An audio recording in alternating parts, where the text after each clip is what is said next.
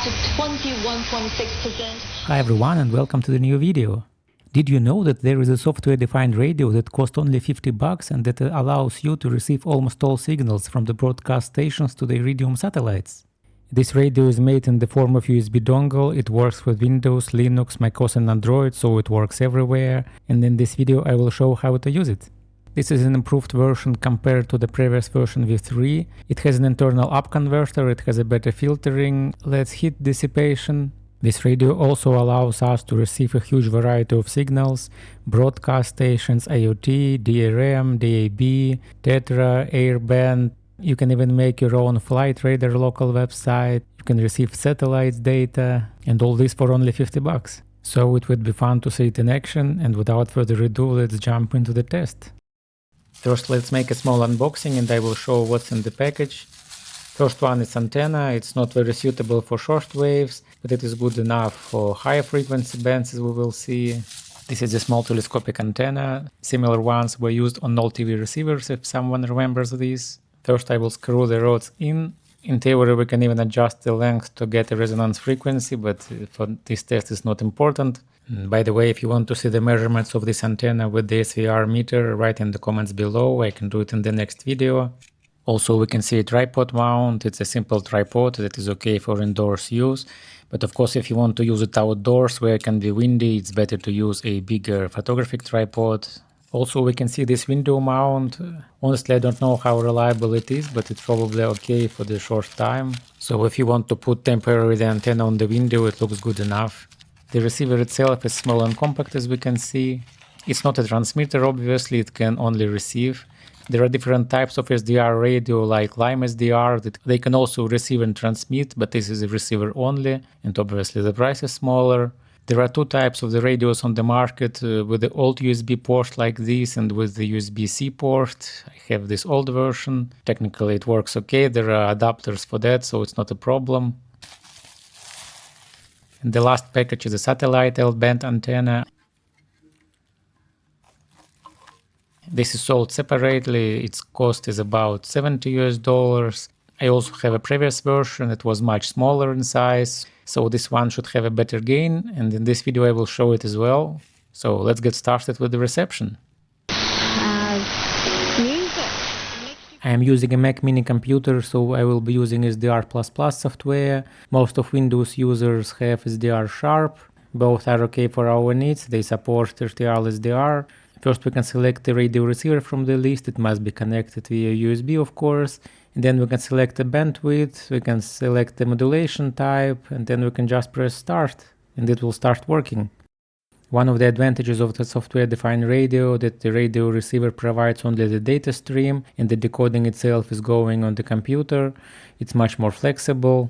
For example, we can not only listen to the station but also see them on the screen, so we can immediately see that there is an interesting signal nearby. It's much more convenient than a classical analog radio, of course. I remember 10-15 years ago, customers had to pay additional money to install additional filters to the radio.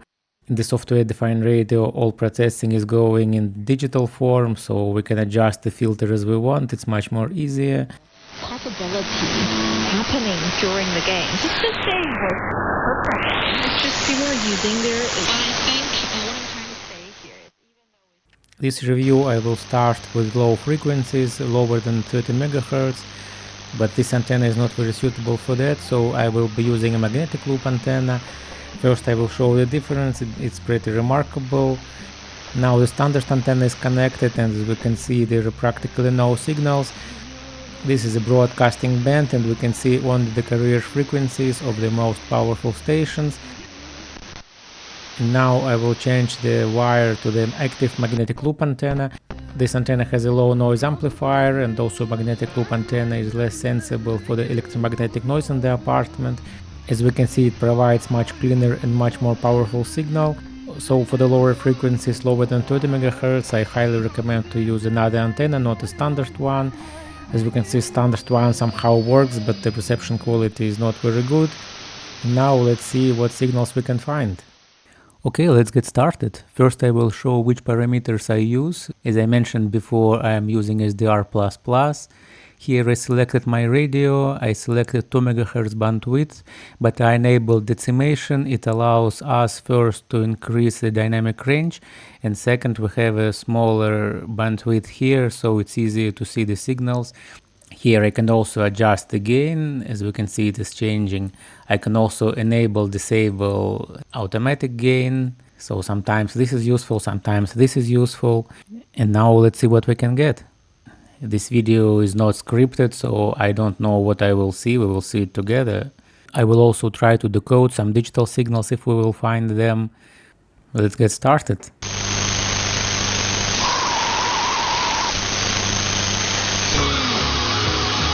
Tribunal that it did open the door for what I was trying to say was strategic grievances. Now, I don't want. This is obviously a broadcasting band, as we can see. The signal quality is okay for indoor antenna. Hands over a business, a small business, that employee has leverage to somehow, marshal an aspect of the job. As I mentioned before, it is easy to change the filters in the SDR radios. This is something that we cannot easily do on the hardware, on the classical radios. To work with 3 of the team members in a supermarket. I run a cleaning company. This looks like electromagnetic noise. This signal should not be there. It's mostly nearly half a microphone. This radio uses frequency conversions inside, so sometimes we can see some fake signals. We can see that this signal is going to the opposite direction, so it's pretty easy to spot them. Of course, if we want to avoid it, we can use much more expensive radio that use direct conversion. This radio usually have a high-end analog to digital converter with about 60 MHz frequency, so they can directly digitize every signal without any mirroring, without any external frequency conversions. This works well, but these radios are much more expensive, probably 10 times more expensive. And again, we are using $50 radio. For this radio, it's not that bad.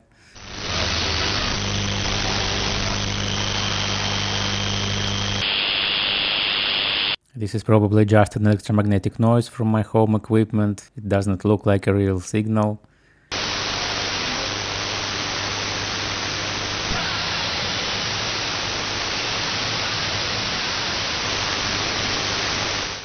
Here is the second broadcast band, but now probably is not the right time of the day because signals can be reflected from the ionosphere, so now we can see not so many stations.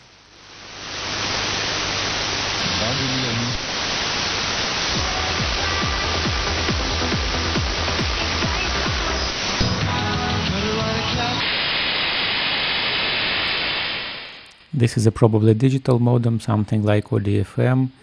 I don't have a decoder from this signal and it's probably encrypted.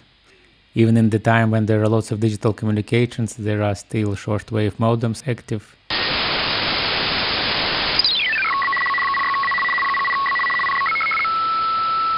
This is an example of another digital link. This is radio teletype.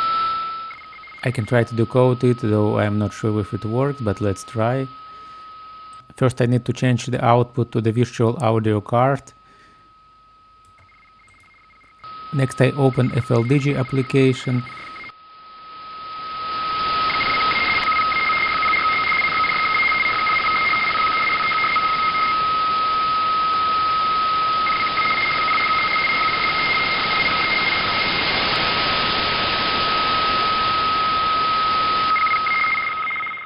This is probably meteorological data.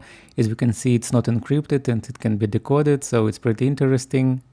Of course, not every digital signal can be decoded this way, but it's still interesting to see that such protocols still work and still exist. The speed of this link is only 75 bits per second, even bits, not kilobytes or megabytes. But it's completely free, doesn't require any subscription, and every device in the woods or in the sea can receive this data, so it's pretty interesting. And with about 100 watts or 1 kilowatts receiver, the data can be transmitted without any external infrastructure like a satellite or mobile.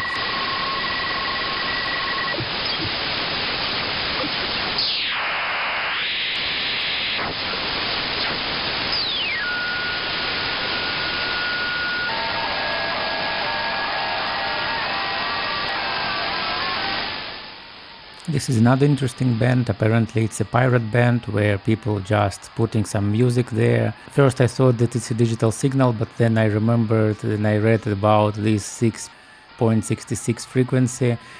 These people transmit music or speech or something without any license. It's interesting to see that this subculture still exists today.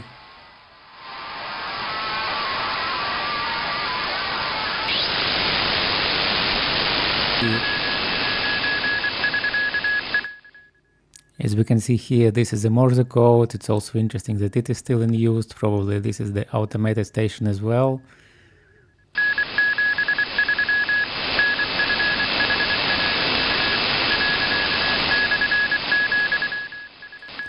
I don't know the Morse code myself, so it's hard for me to tell if the decoding is correct, but at least as we can see the program works. It's trying to decode something. This is a ham radio band where people with a radio amateur license can receive and transmit data. Obviously, license is required only for transmitting. Everyone can receive it. Earlier we saw a pirate band, and this is the official band where people with radio call signs can contact each other. So it's also an interesting hobby. Alas, it's not so easy nowadays to put a good antenna. But still, as we can see, there are signals on this band, digital signals and analog signals.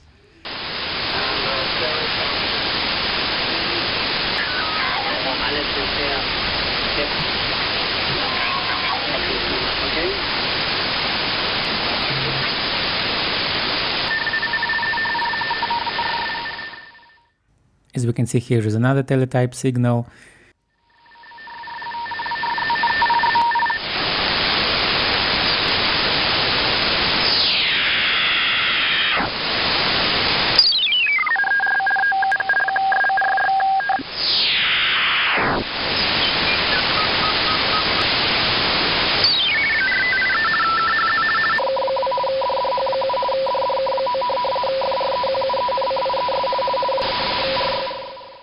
This is another popular radio teletype signal from Hamburg. This is a meteo station.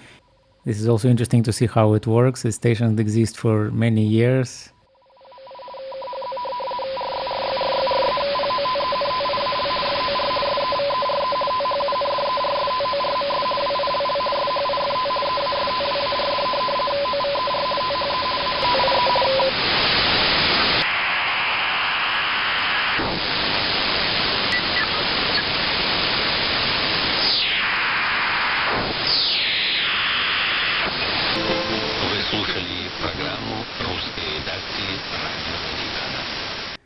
On the software-defined radio screen, it is also easy to see the broadcast station because with AM modulation, the spectrum is symmetric. It is interesting how the station appears and disappears. Probably the signal is reflecting from the ionosphere clouds.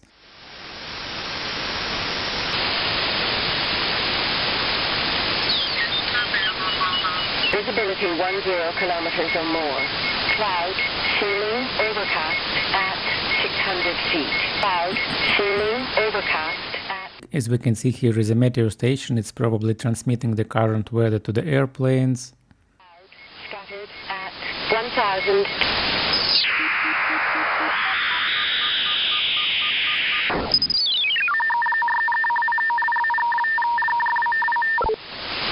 Prévenez-moi lorsqu'on sera arrivé. Allez, on s'écoute. Le dialogue.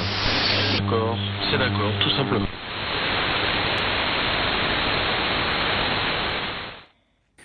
This signals the DRM station. DRM is a digital link that it's used on shortwaves. This is a pretty old standard. It was created like 10 years ago or more, and it's interesting that this station still exists. But to be honest, I never saw DRM receivers for sale, so it's kind of virtual technology, but maybe in some places it is still in use. But there are software decoders for the computer, so it's possible to decode this signal. Power the thoughts that I have to entertain in my tiny little brain. That really helps. I have one for Steve. Did you take that personally before?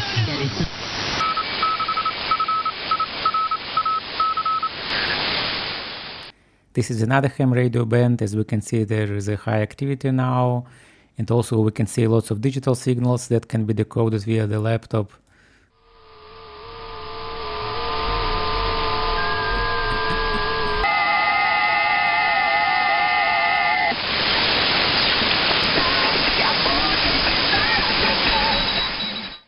As we can see, it's kind of messing here. Someone is transmitting the music, someone's making contacts.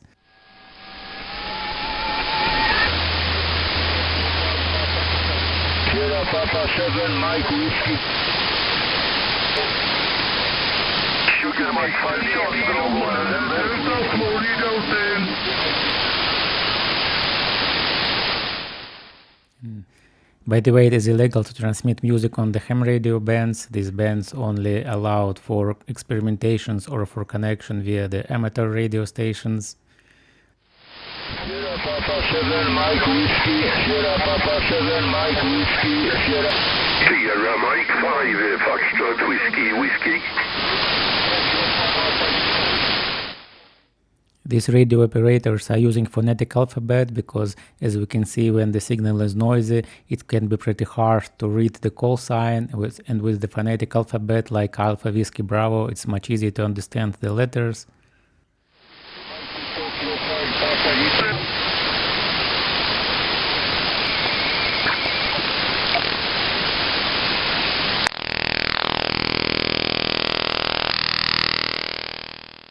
This is another digital signal, probably it's a DRM station.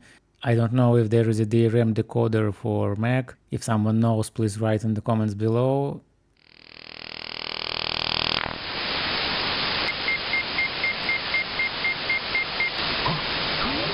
Condemned to death for the attack Israel of 25-17 to 9. This is another broadcast band, as we can see. There were some old songs and Definierter werden, ist es schwer vorstellbar, dass die Therapeuten vollständig. Müzik Treni programına hoş geldiniz sevgili dinleyiciler.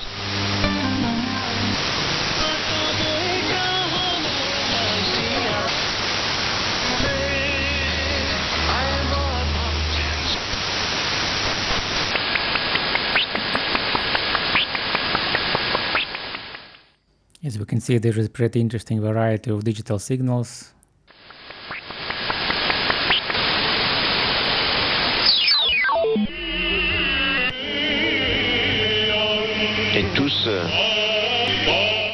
It's interesting that some stations have pretty high power because they probably intended for people who don't have a good antennas, who have a very small radio with a small antenna. So the power here is pretty high.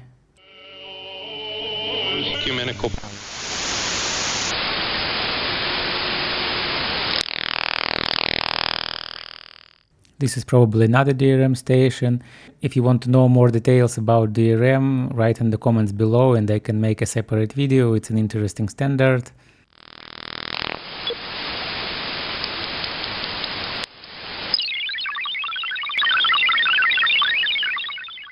This is also an interesting digital standard. We saw RTTY, which is FSK, frequency shift keying. This signal apparently has more than 2 frequencies, so it's like multi-FSK.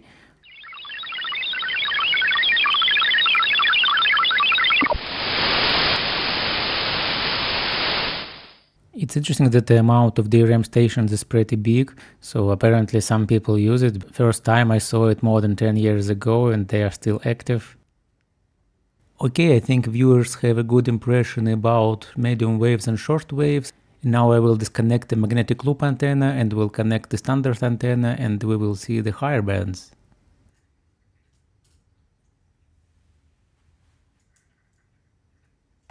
First I will switch to the higher bandwidth. I am disabling the decimation now and we will have a full 2 MHz view of the spectrum.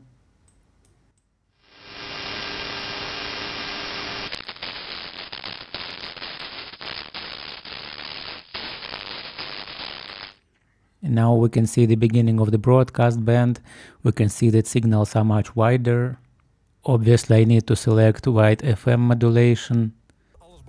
Gisteren op de A12. Een vrachtwagenchauffeur besloot namelijk om een dutje op de vluchtstrook te gaan doen. Mensen dachten dat hij een reis...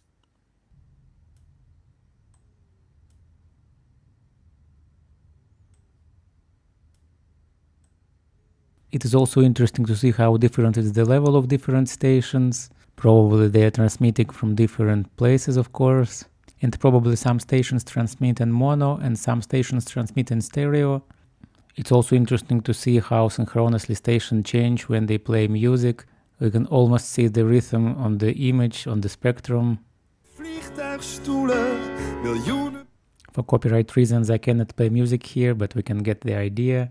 It's also interesting to see that the dynamic range is pretty big for this station. Some of the stations have high level, some of them have low level, so it's kind of interesting to see. Now we're leaving the broadcast band, and next is the airband.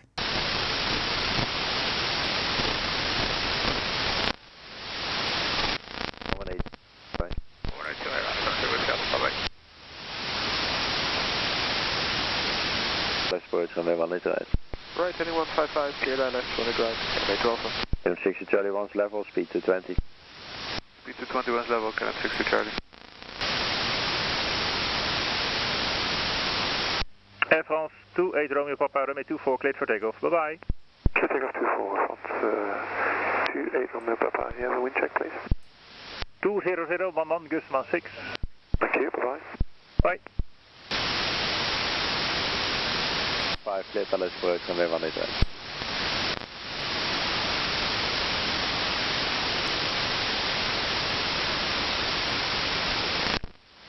Right. Lardy, Sugal, 18 right, scan number 87 November. QNH1013, trend temporary visibility 3,500 meters, right drizzle, end of Valmet, Amsterdam.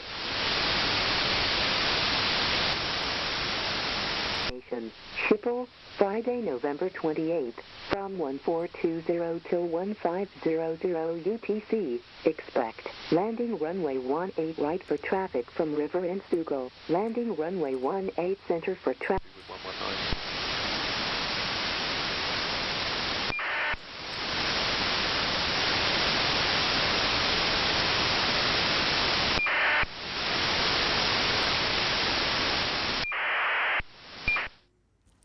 This is also a digital signal that can be decoded.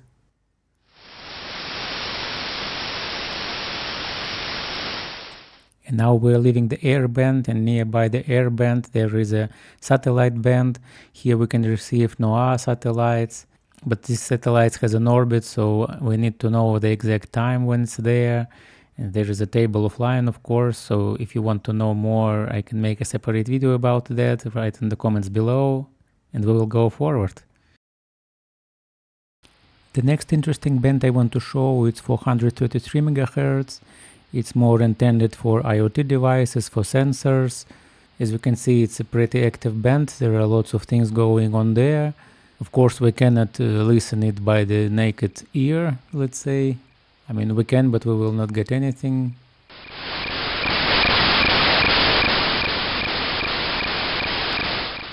As we can see, there are different signals with different modulation types. It can be decoded even in Python. But what I want to show, there is a project RTL-433 that can be used for decoding, and I will show how to run it. To do this, I will switch to the console. Of course, I need to stop SDR++ because two applications cannot access the same device. As we can see, the receiver has been detected, and now it will start getting data. We can wait a bit. And here we can see some sensors like pressure from the tires. We can also see the temperature of the car. Apparently it's the temperature of the car's tire. Of course, this temperature is equal to the temperature that is displayed by my weather station. So it's funny enough that by getting these signals I can get outside weather for free, of course, when the car is nearby, because this is not my car. Many weather station sensors also send data in this band. As we can see, lots of information is not encrypted because it's a very simple protocol. It does not have any sensitive data. And here is the next signal I want to show. This is a DAB signal. This is a digital signal, and of course we cannot listen it with a standard radio. It will not work.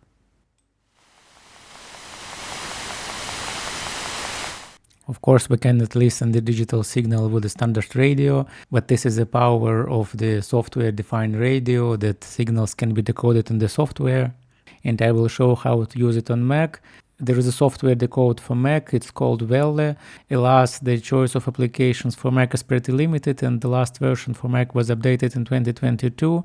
Generally speaking, if you want to work with signals or with the software, it's better to use Windows or maybe Linux. For the purpose of this demo, I will use the previous version of the RTL-SDR, so let's start it and see how it works. As we can see at the left, there is a list of stations. I can start the app, I can select the station and I can listen it. But as we can see, we have a station information, we can see a data stream, we can see a spectrum, we can see parameters. There is an interesting thing in DAB, in digital radio. Because it's digital, the broadcasters have a choice. Here we can see the format of the radio. The thing is that broadcasters can use a better bit rate and less stations. For example, one DAB channel can transmit 8 stations with a high quality, or 16 channels with medium quality, or 32 channels with a low quality. And of course, some broadcasters select worse quality for less costs. So it can be also interesting.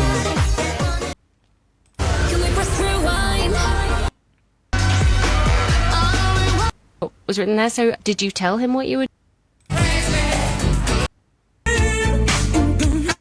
As we can see, it takes some time for the software to turn to the station, to synchronize the decoder, so it's not like analog radio that immediately ready to work. But it's interesting to see how it works, and some stations have a good quality. Que granados. Bijna vergeten. Ja, en in deze rubriek laten we muziek horen van bijna vergeten componisten. One of the advantages of the DAB radio is that it can contain much more stations than FM band, because the FM band is mostly full already and there is no free space anymore. Here we have a lot of channels and every channel can contain 8 or 16 stations or more. Sometimes it can be controversial because DAB has a lot of settings. It's a digital protocol. For example, this station has a lower sample rate on the 32 kHz. Some other stations have higher sample rate. So broadcasters can reduce the quality if they want to save some money. This may be good for the business, but not always good for the listeners. But the protocol itself is very flexible. It supports a lot of features. And nowadays, I think most of new cars in Europe has a radio with DAB support. I think there are also DAB receivers for home, but I don't have a radio at home, so it's hard to tell. Okay, let's go further. In this last part of the video, we will go up than 1 GHz frequency to a shorter wavelength. And here I will show how to receive ADSB, a telemetry data that is provided by the airplanes. Probably you know about the Flight Radar website. This is an interesting website where you can see airplanes in real time. And it is convenient, for example, when your flight is delayed and you want to know where the airplane actually is. I think most of people have no idea how this website works and how do they get the data. And interestingly, it is supported by the volunteers who receive the data using their own radio receivers. Every airplane transmits telemetry data as GPS coordinates, altitude, and other parameters using this 1090 GHz frequency, and the RTL-SDR radio can receive it. You can also send the data to the Flight Radar website, and you will get a premium subscription for that, but this is out of scope for this video, and this video is not sponsored by Flight Radar, so you can do it on your own. Instead, I will show how to receive the data locally on your own PC, and you can also have your own page where you can see the airplanes. Let's get started.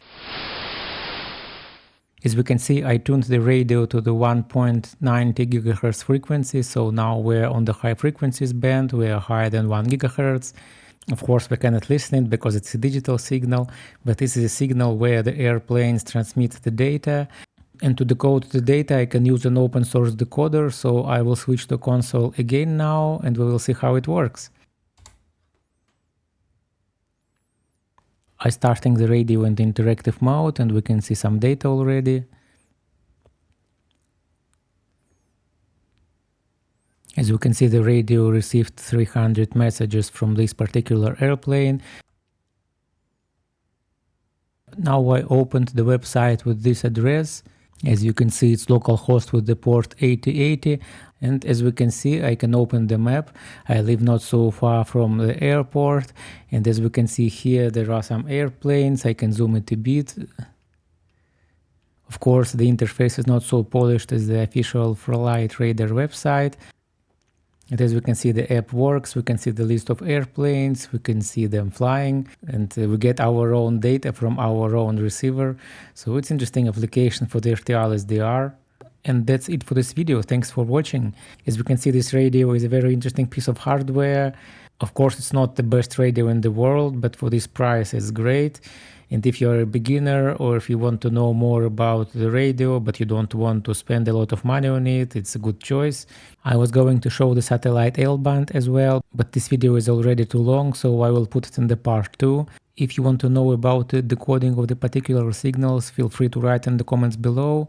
I can also explain how to use this radio from Python or how to make software digital decoding. If you want to know more about this, feel free to write in the comments and maybe I will make a separate video about that. Thanks for watching. I hope you enjoyed this video and learned something new. Stay tuned. Feel free to like and subscribe this video if you like it. And thanks for watching and see you next time.